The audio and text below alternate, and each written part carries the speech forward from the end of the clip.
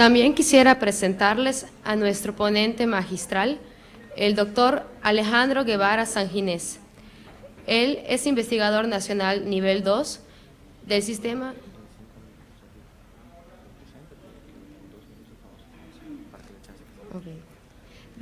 Nacional de Investigadores del CONACYT.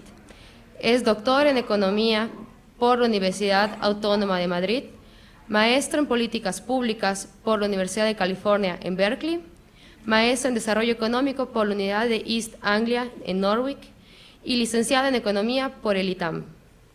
Él es director de la División de Estudios Sociales de la Universidad Iberoamericana desde marzo del 2006. En la Universidad Iberoamericana ha sido director del Departamento de Economía por 2 años y profesor investigador de tiempo completo desde 1998. Además del Ibero, su labor docente de investigación se ha desarrollado en el Colmex, el CIDE, el ITAM y en Berkeley.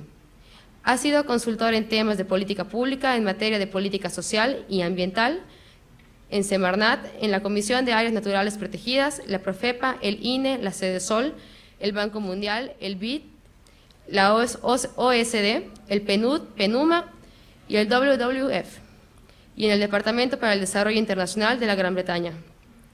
En 1999 obtuvo el Premio Nacional de Administración Pública por su trabajo sobre pobreza y medio ambiente, y tiene en su haber más de 40 publicaciones en distintos países como México, España, Estados Unidos y Gran Bretaña, todas relacionadas con tema en desarrollo económico sustentable. Bienvenido.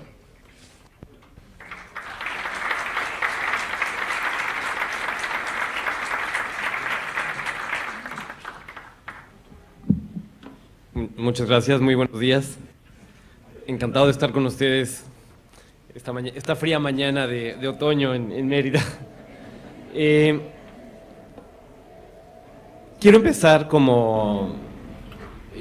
ya sé que mi labor es hablarles de cosas serias como la teoría, etcétera, que tiene que ver con la pobreza, pero me gustaría empezar con una pequeña historia, porque las historias creo que son más ilustrativas. La historia es una historia personal. Este lugar es el área natural protegida llamada las Lagunas de Montebello o Lagos de Colores. Está en las montañas de Chiapas. Y son lagunas, es un ecosistema muy bello y bastante rico.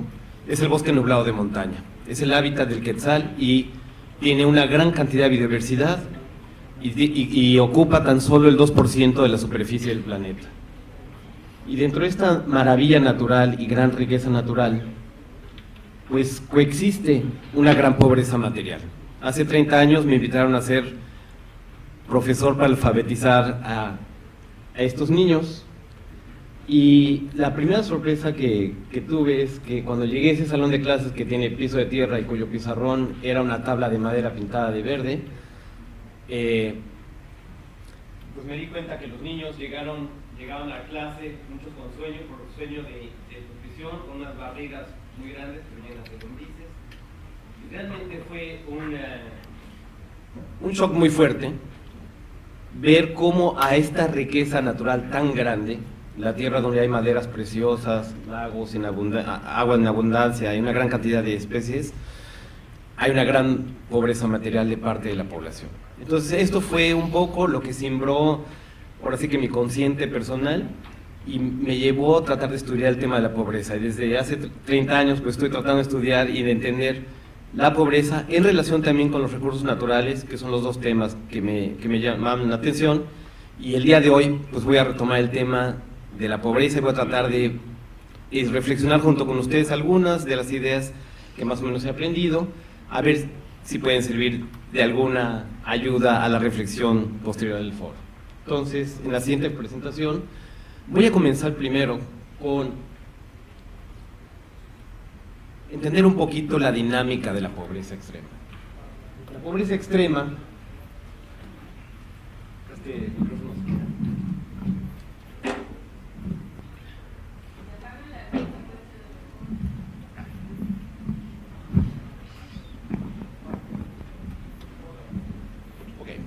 una primera distinción. Pobreza extrema contra pobreza absoluta. Pobreza extrema es un espacio que es independiente del espacio y del tiempo. Es un concepto absoluto, de tal suerte que si nosotros medimos a un pobre extremo, vamos a medir de la misma forma en China, en Mérida o en Noruega.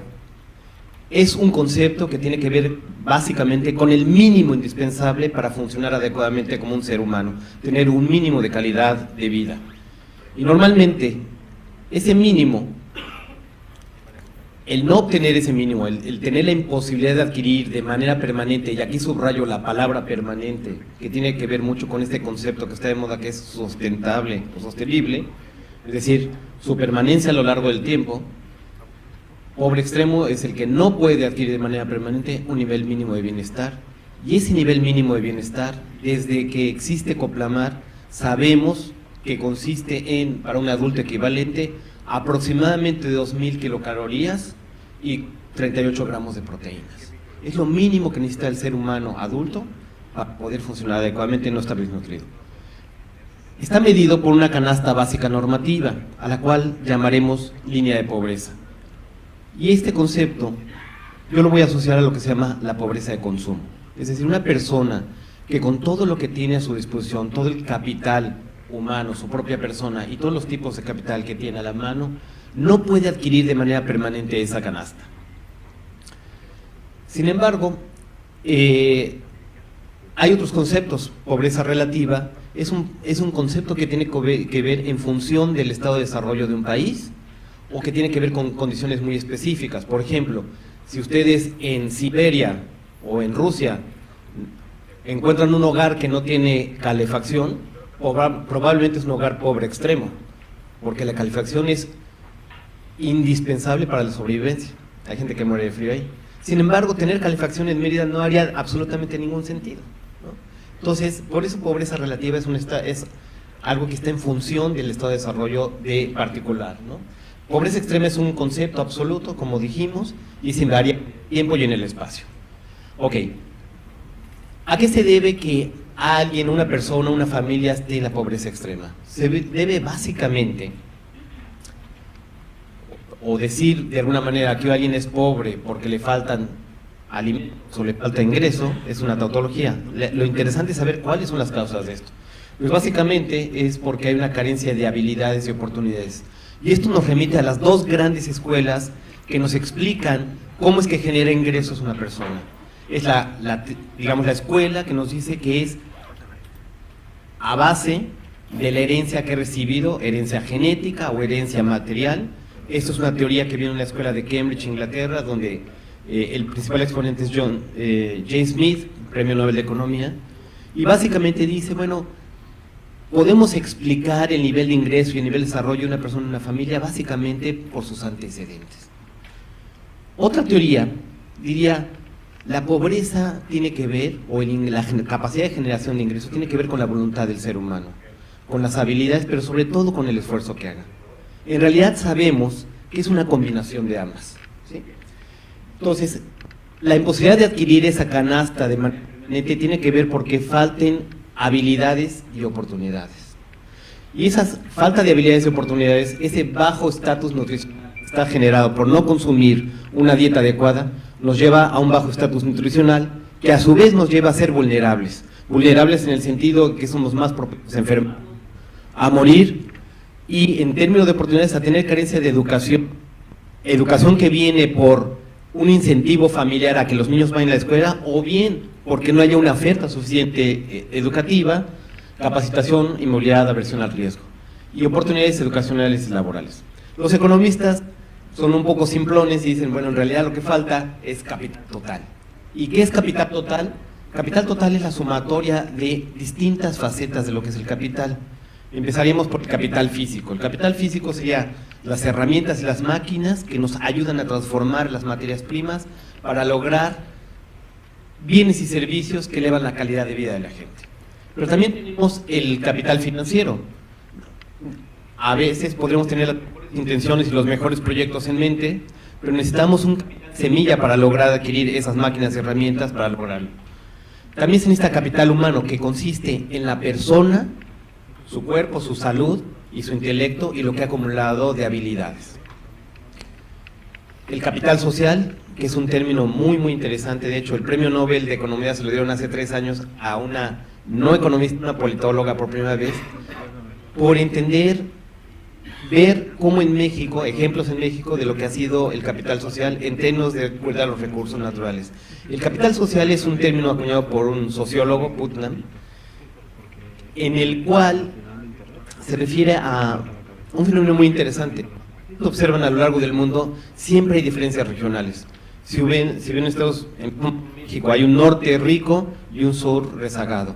Lo mismo pasa en Estados Unidos y lo mismo pasa en Italia, y en España, y en Francia, y en Inglaterra, y en prácticamente todo el mundo sí hay unos contrastes muy fuertes a nivel regional. Y uno se explica por qué, si comparten una cultura, un idioma, etcétera, hay estos contrastes. Y él toma como estudio de caso Italia, y lo que observa es por qué en Nápoles parece que uno está en África, llega y uno baja del tren y le roban la cartera, o el plomero dice que va a llegar y nunca llega, todo el mundo te quiere ver la cara, etcétera.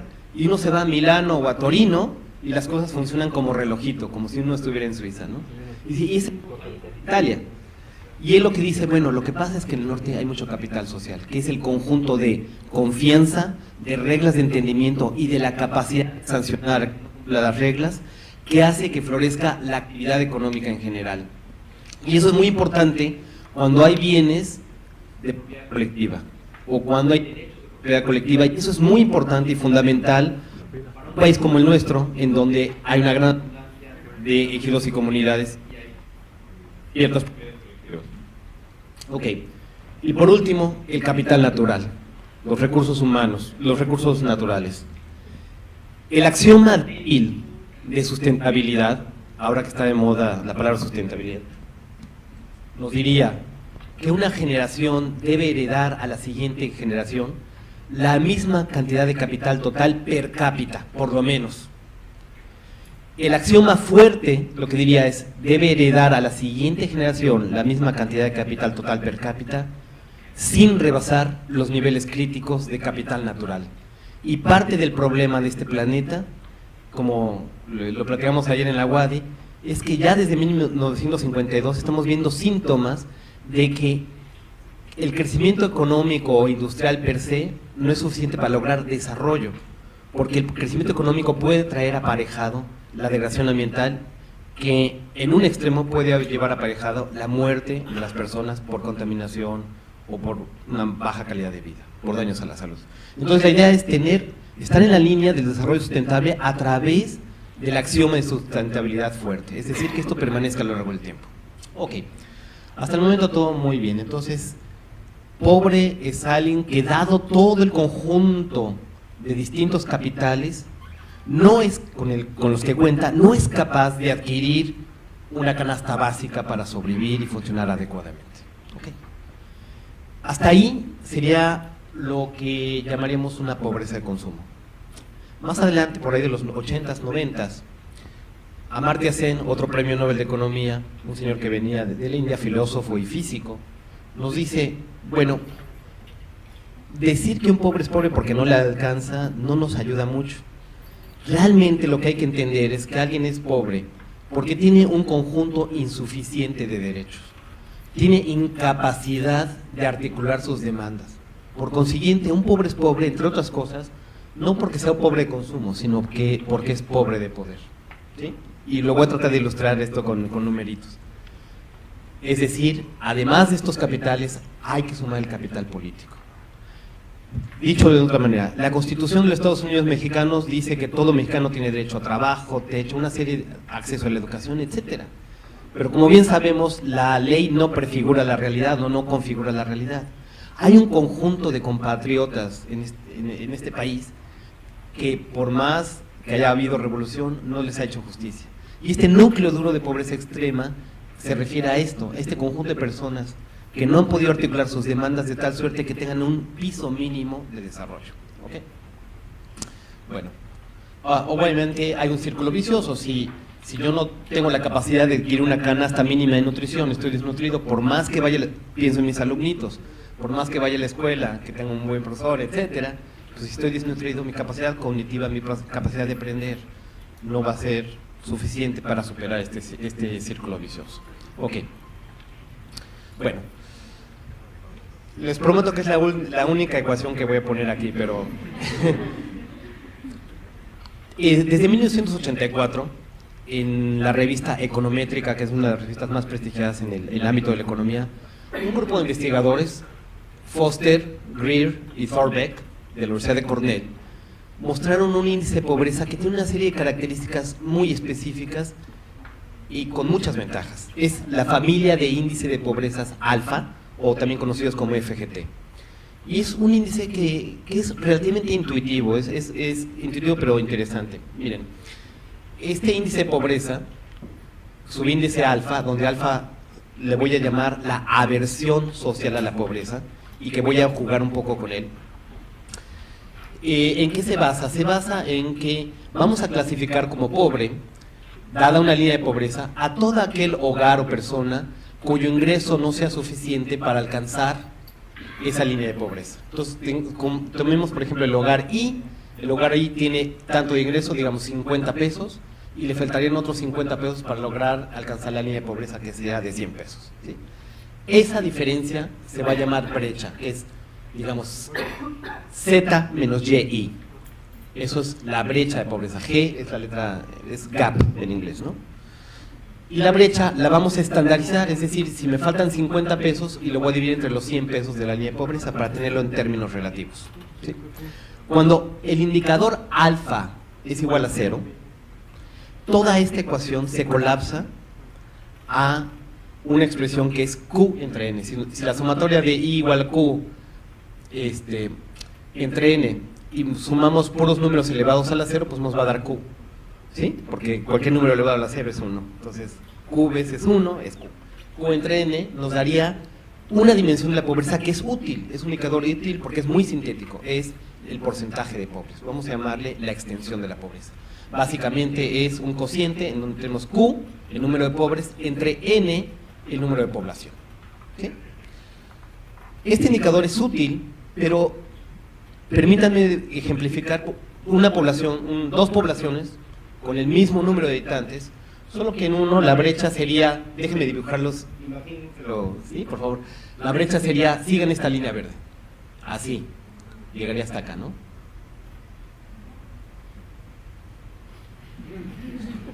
Una cosa como así.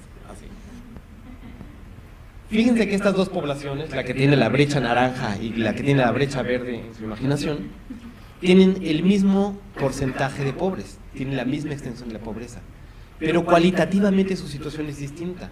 ¿Por qué? Porque la severidad de la pobreza, la profundidad con la cual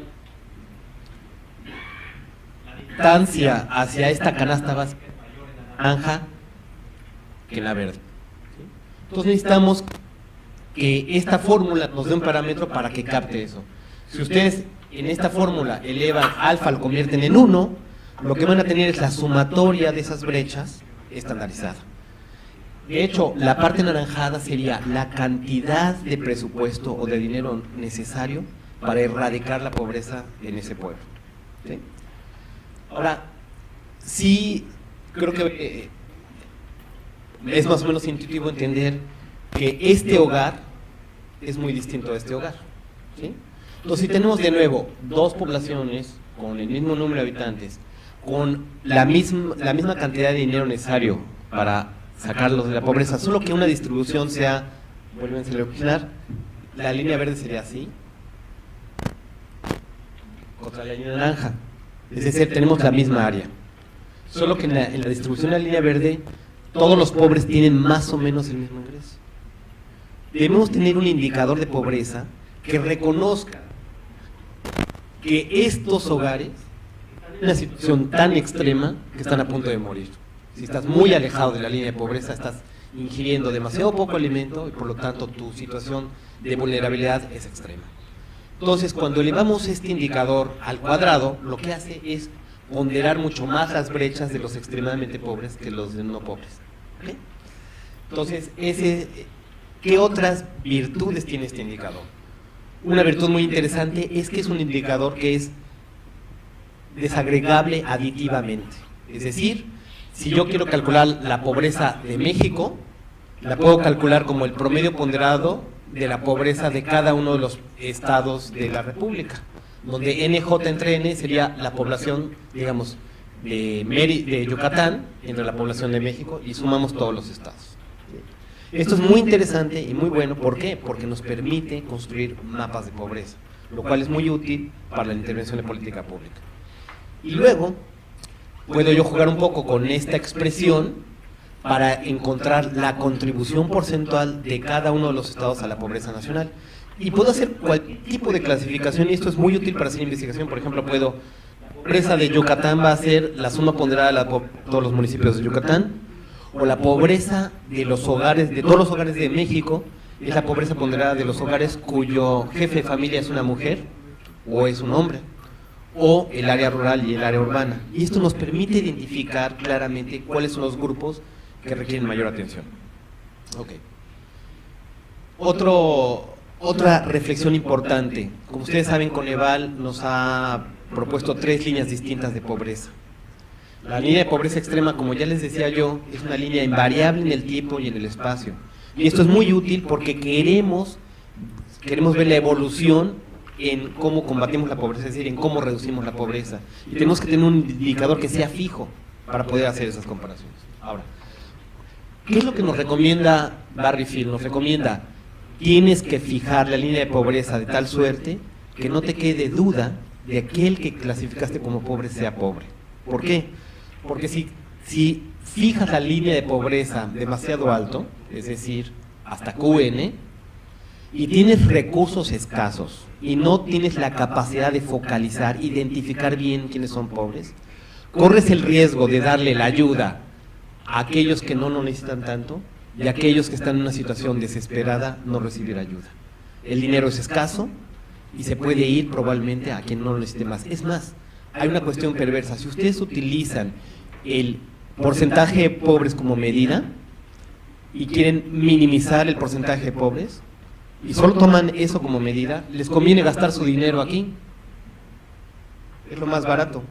Pero claro, no estamos tomando la dimensión cuando le llamamos al cuadrado el indicador. ¿Okay? Por eso es interesante ver las distintas dimensiones. Okay. Vamos a la siguiente. Perdón.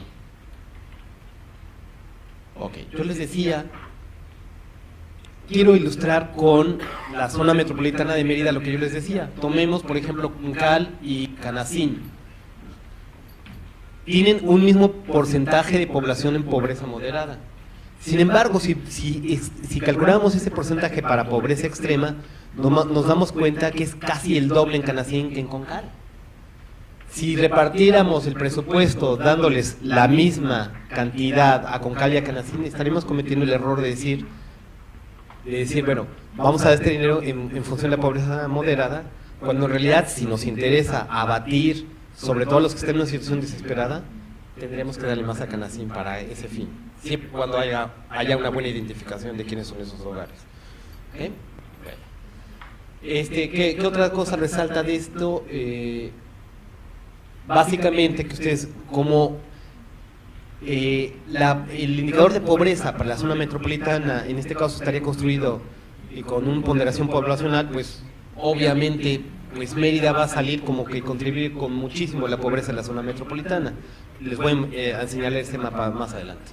Bueno, entonces el índice de profundidad de la pobreza es un promedio ponderado. Entonces, como yo les decía, podemos calcular un índice de pobreza con base en sus componentes. Por ejemplo, esto es la pobreza nacional en 98. Sabemos que el total para el país, bajo esa definición, era 7, pero es un promedio ponderado de la rural y la urbana.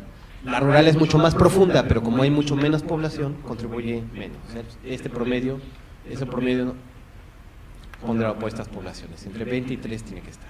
¿Okay? Y luego podemos construir ya mapas de pobreza a nivel nacional. Y lo podemos hacer así también desagregado. Por ejemplo, este mapa nos dice los estados de la República, cuál es el porcentaje de su pobreza, pero si queremos distinguir al interior entre pobreza rural y urbana, nos damos cuenta que el fenómeno de la pobreza es un fenómeno preponderantemente rural. ¿Y por qué? Pues entre otras cosas, por lo que les comentaba. Los pobres rurales son los que tienen menos, son los que son más pobres de poder. Si comparamos a un grupo de población que vive cerca de la capital, donde se toman las decisiones, donde está el poder político, y comparamos una comunidad como la de mis alumnitos, que está en medio de la sierra, que uno necesita caminar 5 horas para llegar, pues uno se da cuenta que quien tiene más acceso al poder, tiene más acceso a articular sus demandas legítimas, ¿sí? Bueno, este es un ejercicio que hicimos en 92 para evaluar el aquel entonces llamado programa, se llamaba PRONASOL, Programa contra la Pobreza. Y construimos este mapa de pobreza para el país. Fíjense cómo se construye el mapa de pobreza. Baja California Sur, que es un estado con muy poca población y muy poca pobreza, pues contribuye con menos de 1% a la pobreza nacional. Se ve aquí, con una... ¿sí? En cambio, un estado como Oaxaca o como Chiapas, que tienen un porcentaje de población más o menos grande y tienen una gran profundidad de la pobreza, pues contribuyen con 11 y 10% a la pobreza nacional. Un estado como el Estado de México, que no tiene tanta pobreza, pero es tremendamente poblado, pues contribuye bastante a la pobreza nacional. ¿Por qué es útil este mapa? Nos ayuda a ver un concepto que es importante, que es el de focalización. ¿Qué tanto el dinero que está destinado para ese propósito va a quien más lo necesita? Y pues lo que ustedes pueden ver aquí es el mapa de pobreza, y el traslape es el presupuesto que en aquel entonces PRONASOL destinó a los estados. ¿Qué es lo que nos damos cuenta? Pues número uno, los estados que más contribuyen a la pobreza, estados más pobres, son los que recibieron proporcionalmente menos presupuesto. O sea, no es casual que suceda eso. Ahora, tomemos como ejemplo a alguien, Zacatecas, que es casi un target, una focalización perfecta. Contribuye con 3.2 a la pobreza nacional y recibió 3.3 del presupuesto. Pero si nos metemos con un microscopio social y vemos de los 54 municipios de Zacatecas y los regionalizamos, pues ¿qué es lo que destaca? Que si bien aquí la focalización fue relativamente buena, ya cuando nos metemos a nivel del Estado, sucede que quien recibe desproporcionadamente más presupuesto es la capital. Ok, bueno. Este es disculpen mis pininos, hice mi primer mapa de pobreza de la zona metropolitana y esto simplemente, obviamente es para inspirar un poco la reflexión que va a venir en las siguientes mesas. Es un mapa en donde, claro, la contribución a la pobreza moderada de la zona metropolitana, Mérida contribuye con 98% y en pobreza extrema contribuye con 96%. ¿Sí? Pero eso tiene que ver porque Mérida contribuye desproporcionadamente con población a la zona metropolitana. Sin embargo, es importante destacar algo que es sutil, pero no tan sutil. Por ejemplo, Canacín, que contribuye a pobreza moderada con 1.14, contribuye a la extrema con 2.2, es decir, casi con el doble. Eso quiere decir que si tomamos la línea de pobreza extrema, deberían ir el doble de recursos a Canacín de si solo tomamos pobreza moderada. Todo depende de la decisión de qué tipo de población se quiere atender, ¿no? Obviamente, al final de esta charla voy a tener una reflexión respecto a cómo podríamos resolver o por dónde podríamos investigar para mejorar este mapa, que en estos momentos no es tan útil, ¿no? Ok. Hasta ahí es un concepto de pobreza que tiene que ver con ingresos, con la capacidad de generar ingresos, y hay un gran salto lógico. Se considera como pobre aquel que no genera suficientes ingresos para adquirir una canasta que tiene esas kilocalorías y esos gramos de proteínas y que además es compatible con los gustos y la cultura de la población en cuestión. Porque podemos nosotros construir una canasta de mínimo costo, pero que tenga soya y arroz o cosas que no consumen, que no tenga frijoles negros o que no tenga tortillas, digamos, ¿no? Entonces, esa es la idea. Es un concepto de pobreza de ingresos. Es un método indirecto. Hay otro concepto que en paralelo, del cual se habla, que eso es marginación, que es un concepto en donde de alguna manera rescata estas dos grandes teorías de las cuales yo les comentaba. Uno es la capacidad de la persona para generar ingresos y otro es satisfactores a los que tiene acceso. Unos de ellos parten de su iniciativa, por ejemplo, ir a la escuela tiene un costo de oportunidad, que es no ir a la milpa o no ir a otro oficio, pero también parte de que exista una oferta, ¿no?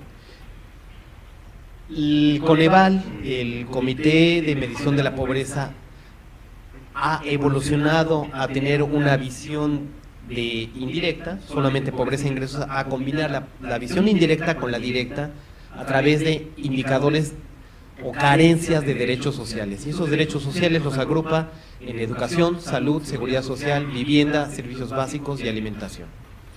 Entonces aquí ya tenemos, se nos complica un poco el mapa, pero es interesante y atiende a distintas facetas de este complejo fenómeno que es la pobreza. Por un lado tenemos aquí la línea de pobreza, aquellos hogares que no generan el suficiente ingreso para superar esta línea de pobreza.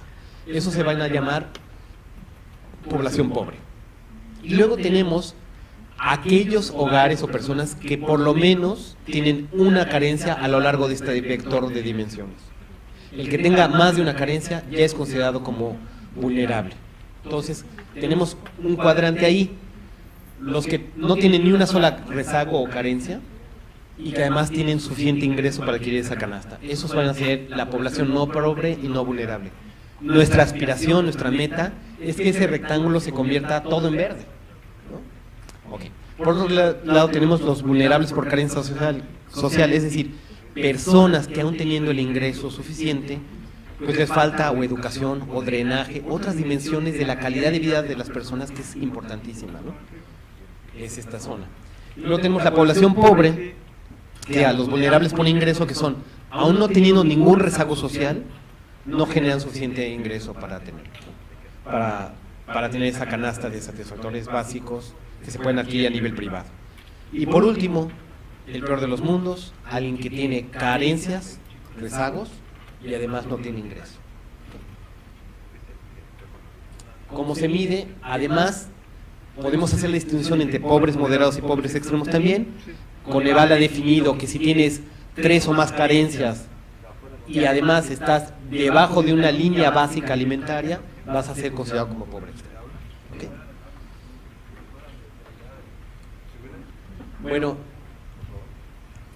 aquí nada más para meter un poquito de ajonjolía a este mole, es también adquirir otra dimensión de pobreza, que es algo que se ha desarrollado a través de las Naciones Unidas durante mucho tiempo, que es el índice de desarrollo humano. Y el índice de desarrollo humano trata también de medir a nivel municipal, a nivel estatal, a nivel país, este índice que tiene que ver con,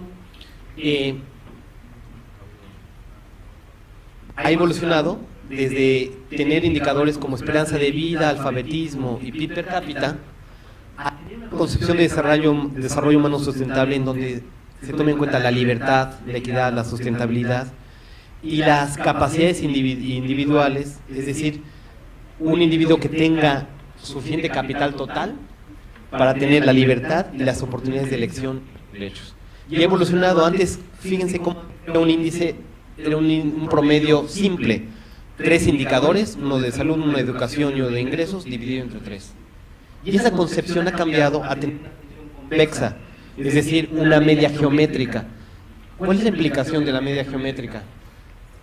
Más allá de presumirle a la novia que no sabe qué es una media geométrica. Una media geométrica tiene esta implicación. Aquí, si uno de los factores es 0, de todas maneras rescatamos un índice porque tenemos cualquiera de los otros dos. Parte de la concepción de que si uno de los 3 componentes es suficientemente bajo, al ser multiplicativa, si uno de estos indicadores es 0, todo el índice se colapsa a 0. ¿Okay? Si alguien tiene un ingreso de 0, aunque tenga mucha educación y mucha salud, pues todo se colapsa. De alguna manera, implícitamente, ¿qué está detrás de esto? Que son factores complementarios. Que si vamos a tener a los alumnitos de Chiapas, no es suficiente o educación, o ingreso, o salud, sino que se tienen que atacar los 3 frentes de manera simultánea para lograr ese mínimo para que la persona funcione adecuadamente. ¿Okay? Bueno, ya los números para el país, para Yucatán y para Mérida. Para el país tenemos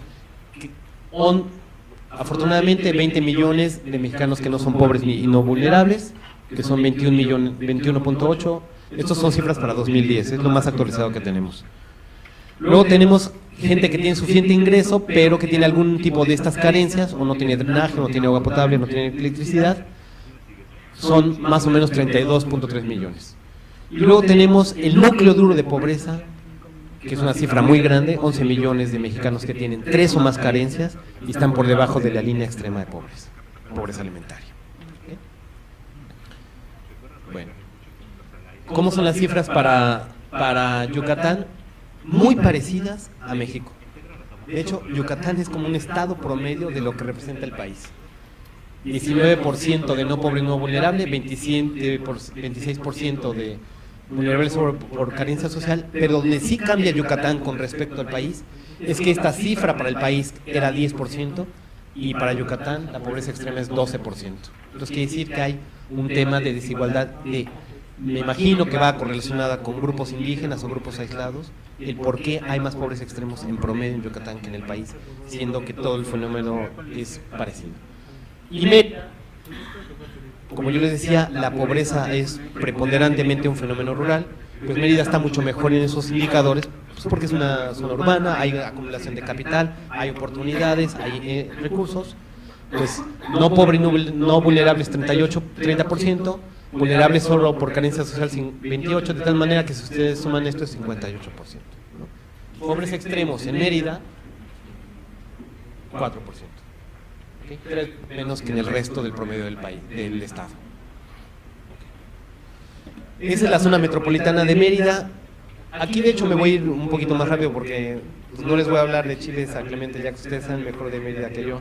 Pero básicamente a mí lo que me llamó la atención es que la zona metropolitana está concentrada en el municipio de Mérida y sí algo en otros municipios. ¿Qué resalta? Básicamente bajo cualquier indicador Mérida está mejor que el resto del estado, ¿no? Entonces, porcentaje de no pobre está mejor Mérida, carencia por rezago educativo está mejor Mérida y algunos otros municipios, por acceso a servicios de salud Mérida está bien, está en blanco, seguridad social, calidad de espacios de vivienda, servicios básicos de vivienda, alimentación, etcétera. Entonces, Mérida puede tener rezagos, por supuesto que hay que atacarlo, pero en relación al Estado está un poco mejor, obviamente por las condiciones de infraestructura, capital, humano, social, etcétera. Segunda parte. Ya tenemos como indicadores, tenemos manera de medir la pobreza, tenemos distintas dimensiones de esto. ¿Qué podemos hacer? Bueno, en los 50 había un gran debate entre los economistas, y el gran debate era: ¿qué hacemos con los recursos escasos que tenemos a la mano? ¿Repartimos? ¿Concentramos nuestra partida en repartir, es decir, mejorar la distribución del ingreso, o crecemos? Y entonces surge la idea del efecto percolación o del efecto trickle down, ¿no? Que es como, ¿cuál es el concepto? El concepto significa, así como una cafetera que percola, el crecimiento económico es de tal naturaleza que tarde o temprano los frutos de ese crecimiento van a llegar a todas las capas sociales. No importa por dónde se empiece, eso llegará, ¿no? Ahora, lo que nos hemos dado cuenta es que el hecho de que haya existido un núcleo duro de pobreza extrema en el país a lo largo de toda la historia significa que ese efecto es limitado. Entonces, por consiguiente, darle ineficacia de ese efecto, existen dos formas de abatir el rezago social. Una fundamental es crecimiento económico estable y otra, políticas activas de redistribución de la riqueza. Y ambas políticas son complementarias. Entonces, cuando alguien en la prensa o alguien comenta es que Cedesol no está haciendo su chamba o Cedesol local no está haciendo bien su chamba porque aumentó la pobreza, uno tiene que tener cuidado porque ¿cuáles son las atribuciones de Cedesol? ¿Qué dimensión de la pobreza? Hay que calificarlo, ¿no? Les voy a ilustrar eso un poquito más adelante. Okay. Entonces, rápidamente, un poquito de historia. Esta es una serie de tiempo muy larga, desde 1920 hasta 1970, donde vemos cómo ha crecido el Producto Interno Bruto de México. Esta es la etapa del desarrollo estabilizador, del milagro económico. El sueño de Fox, ¿no?, de crecer a tasas reales del 7% se dio en esta época, pero no se dio ni en el sexenio de López Portillo, ni de la Madrid, ni de Salinas. Aquí hubo grandes crisis económicas, ¿no? En ese sexenio, en ese tiempo además hubo bajísima inflación, entonces hubo crecimiento económico y más estabilidad macroeconómica, estabilidad de precios. ¿Y eso qué condujo? Condujo a este cuadro que es tremendamente interesante. En un lapso de tan solo 27 años, de ser un país de 36 millones de habitantes con más de la mitad viviendo en extrema pobreza, pasamos a ser un país en donde solo una quinta parte vivía en extrema pobreza.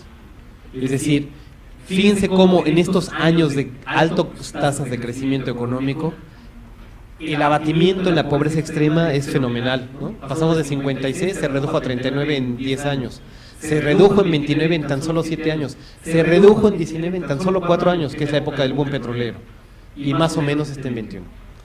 Entonces, queda muy claro que para abatir la pobreza es importantísimo crecer.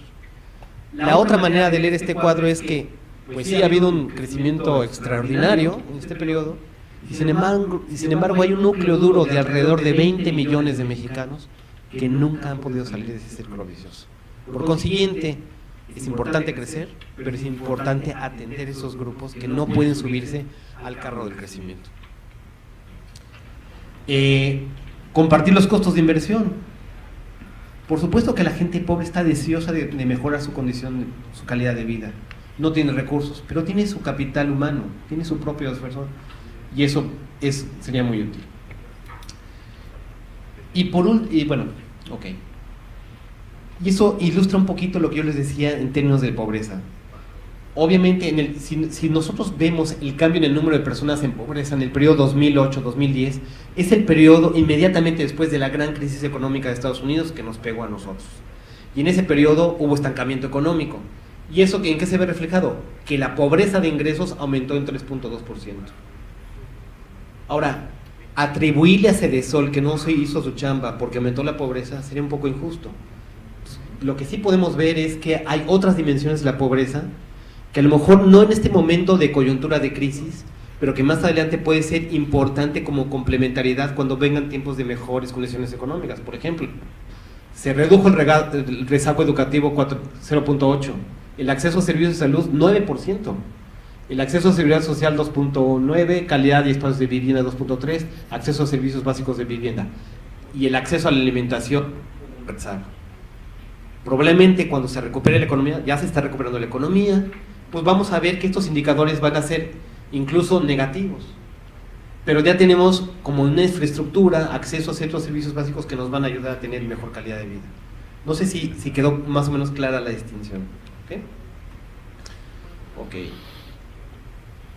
En pocas palabras, el efecto neto de la pobreza extrema fue, por un lado, aumentó la pobreza por ingreso debido a la crisis económica, porque el crecimiento económico no da para tener mejores empleos, más remunerados, más demanda agregada en general, más actividad económica, pero sí hubo algo de avance en tratar de reducir las carencias de la población. El efecto neto es esto, y esperamos que a futuro, cuando haya más crecimiento económico, ambos indicadores sumen, ¿no? Okay. Por último, como me puedo quedar aquí toda la mañana platicándoles, pero el tiempo es limitado. Nada más quería hacer una propuesta. La ley de participación ciudadana del DF define a la unidad territorial como la división territorial del Distrito Federal para efectos de participación y representación ciudadana que se hace con base en la identidad cultural, social, política, económica, geográfica y demográfica. La pregunta es, ¿este concepto de unidad territorial podría ser replicable para algo como la zona metropolitana de Mérida? Probablemente sí. Una buena noticia en términos de avance de la pobreza, como bien decían en la inauguración, el primer paso de política pública es meterlo en la agenda. Y número 2 es ver de qué dimensión es el problema. Y algo que ha ayudado mucho y un avance que sí ha tenido México es que se ha hecho un gran esfuerzo por tener mejor información. Y tenemos información a nivel municipal y a nivel localidad, etcétera. Hay una técnica estadística, que es la técnica que se utiliza para construir los indicadores de marginación de CONAPO, que es la técnica de componentes principales. Nosotros podemos, con un conjunto de variables que existan a nivel de la zona metropolitana de Mérida, construir estos indicadores de rezago para tratar de agrupar en clústeres o en conglomerados geográficos estas unidades territoriales, ¿sí? De hecho, de alguna manera medio imperfecta lo hacen los mercadólogos cuando hacen sus mapas de distintas regiones de poder adquisitivo. Esto es un poquito más sofisticado, pero es más o menos el mismo concepto. Como sea, en el documento metodológico al cual ustedes pueden tener acceso, voy a dejar aquí la presentación, Es una metodología casi idéntica a la que usa CONAPO, solamente que la unidad de análisis es la unidad territorial explicada como dije anteriormente, y se construye un índice por componentes principales con variables del censo de población y vivienda. Afortunadamente tenemos el 2010 relativamente reciente, de manera que se agregan a nivel de unidad territorial con ayuda cartográfica. ¿Y para qué nos va a ayudar esto? Para construir un mapa mucho más fino, mucho más detallado. No tengamos un 96% contribuyendo Mérida, sino más bien distintas unidades territoriales al interior de Mérida, porque estoy seguro que ustedes intuitivamente saben que hay distintas zonas con distintos niveles de ingresos y distintos niveles de profundidad y severidad de pobreza en Mérida. Sería cuestión nada más de hacer este ejercicio estadístico, y eso creo que podría ayudar mucho para focalizar bien los recursos que estén destinados a la pobreza. Y con esto acabo mi charla. Muchísimas gracias.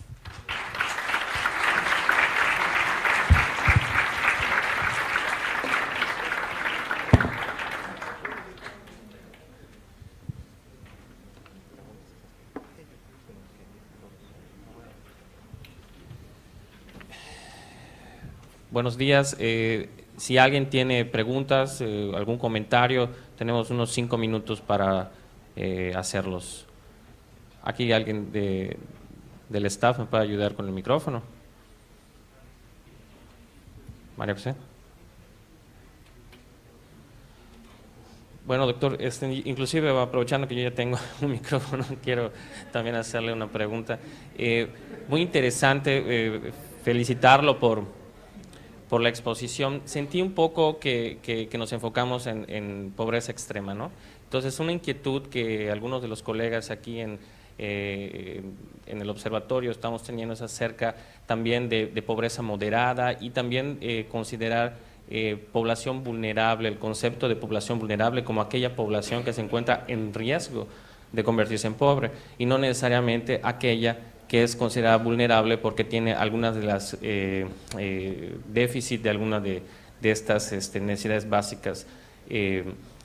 ¿Usted qué piensa a este respecto? Porque desde nuestro punto de vista, si la población que en este momento no es pobre, no hay acciones, no hay políticas claras que contribuyan a evitar que caigan en la pobreza, pues entonces evidentemente vamos a continuar engrosando el número de pobres. Y por otro lado, el contexto de empobrecimiento. Algunos de los autores vigentes, los que se encuentran ahorita estudiando estos temas, hablan de un contexto de empobrecimiento. De hecho, hacen una diferenciación entre lo que es la pobreza, el pobre propiamente dicho, la persona que la padece, y un contexto de empobrecimiento. Y yo creo que no solamente es cuestión de atacar pues las manifestaciones físicas de la pobreza, sino también aquellos elementos que son las causas. Si bien vamos a tener una mesa que vamos a discutir esto más adelante, sí creo, aprovechando la oportunidad, sí tendría algo que aportarnos a ese respecto. Y pues la señorita que levantó la mano.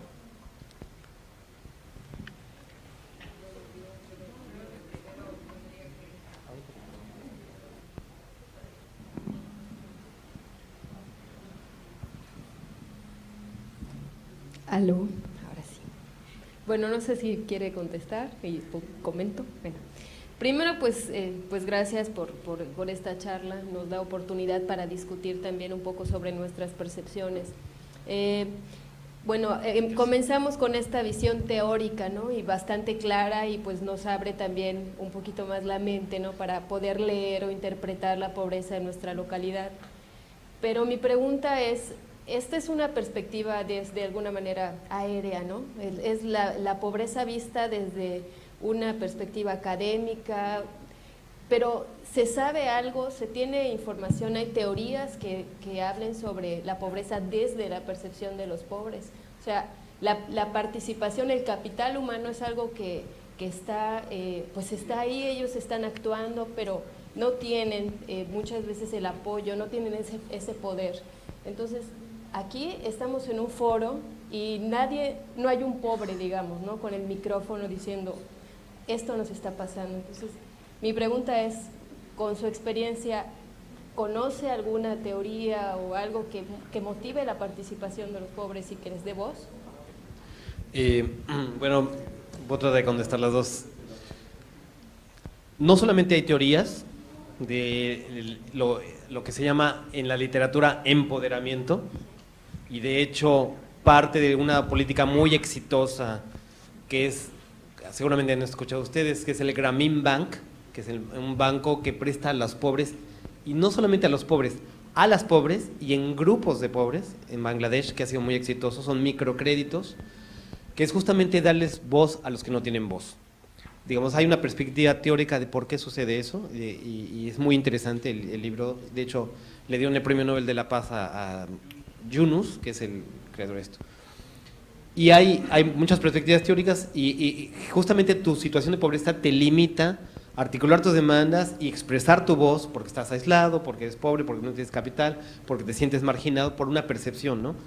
Pero hubo un ejercicio muy interesante en la administración de Cedesola anterior, cuando estaba Josefina Vázquez Mota. Hicieron una encuesta de ¿y qué piensan los pobres? Y creo que es muy rico, muy interesante lo que sale en esa encuesta. Mucha gente pobre no se percibe a sí misma como pobre, y eso es algo muy interesante, ¿no?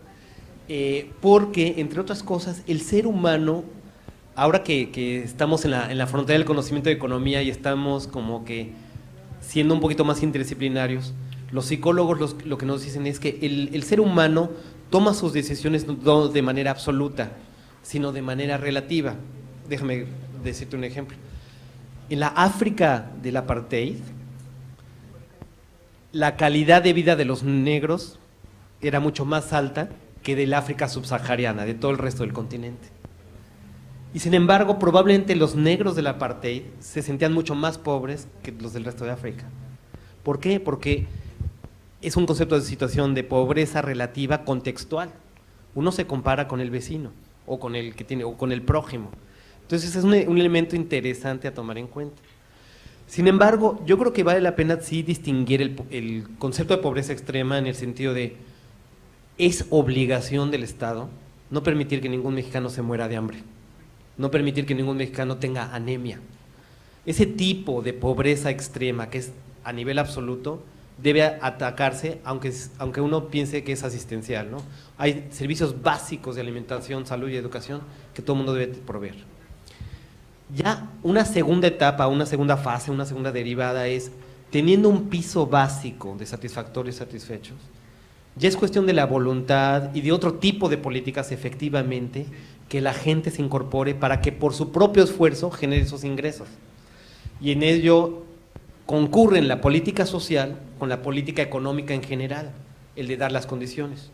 Ayer yo les decía, ayer tuvimos una charla sobre economía ambiental y economía verde. Yo les decía, bueno, realmente estamos aquí como la leyenda de Penélope, ¿no? La política de este país es esquizofrénica, ¿no? Porque por un lado gastamos 40,000 millones de pesos en el programa de oportunidades, y por otro lado gastamos 100,000 millones de pesos en subsidio a las gasolinas. Y las gasolinas, la gran tajada del subsidio a las gasolinas se lo llevan los ricos, ¿no? Entonces, si tú corriges el tema de esa distorsión al precio de la gasolina, tienes 100,000 millones de pesos disponibles para, entre otras cosas, ayudar a los pobres, entre otras cosas, a desarrollar tecnología ahorradora, etcétera, inversión en Pemex para mayor eficiencia, etcétera, ¿no? Entonces, es complejo, muy complejo lo que tú dices. Sí es importante dar la voz a los pobres, pero está esta perspectiva absoluta y relativa. Eso es importante tomarlo en cuenta. Cuando alguien hace políticas a nivel local, tiene que ser muy cuidadoso de no exacerbar las disparidades. Y retomando un poco lo de pobreza, pobreza y desigualdad son dos términos que podrían estar relacionados, pero que son conceptualmente distintos. Por ejemplo, cuando Amartya Sen, el premio Nobel que yo les comentaba, escribió un libro que se llama Pobreza y hambrunas, ¿no? Es un tratado histórico. Dice, la gran hambruna de Bengala del 48 no era porque faltaran alimentos, no era porque faltara arroz en la India, era porque estaba mal distribuido ese arroz. De hecho, hubo una cosecha récord de arroz, pero era el periodo de la Segunda Guerra Mundial, un grupo de gente acaparó el arroz pensando que iba a haber un precio mayor, etcétera. Entonces, sí puede haber una relación en el sentido de que si reducimos la desigualdad, sobre todo en un país tan desigual como México, un poco de transferencia del grupo más rico a los más pobres puede mejorar la situación de pobreza de los pobres. Pero son conceptualmente distintos, o sea, solo está ese vínculo en el cual uno te puede llevar al otro. Y en el tema de los vulnerables, hay un artículo muy interesante que se llama Slipping in and Out of Poverty, que efectivamente, para que la política sea sustentable, tenemos que asegurarnos que una vez que aquel pobre salió de su pobreza, tenga de manera permanente la capacidad de no volver a caer. ¿Y eso cómo se logra? Se logra atacando los distintos tipos de capital, el capital humano, sobre todo, el capital social, el capital político, etcétera. Ese artículo lo que nos dice es un modelo de riesgo, así como un modelo epidemiológico, ¿no? De cuáles son los factores que contribuyen al riesgo de caer en pobreza. Y ahí se ve el peso específico de cada uno de esos factores. Hay algunos factores que no están en las manos de la política pública a cambiar, pero hay otros factores que sí. Entonces la idea, yo lo que recomendaría, no sé, ya se me fue, sería tal vez leer ese artículo para ver si eso nos da pistas de por dónde evitar la vulnerabilidad, ¿no? Entre otras cosas.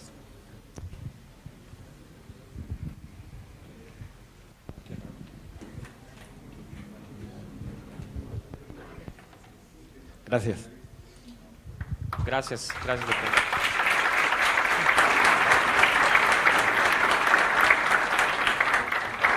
Pues a nombre del comité organizador de Sinvestab queremos entregarle este reconocimiento por haber impartido la conferencia magistral Fundamentos Teóricos, Indicadores y Evolución de la Pobreza en México.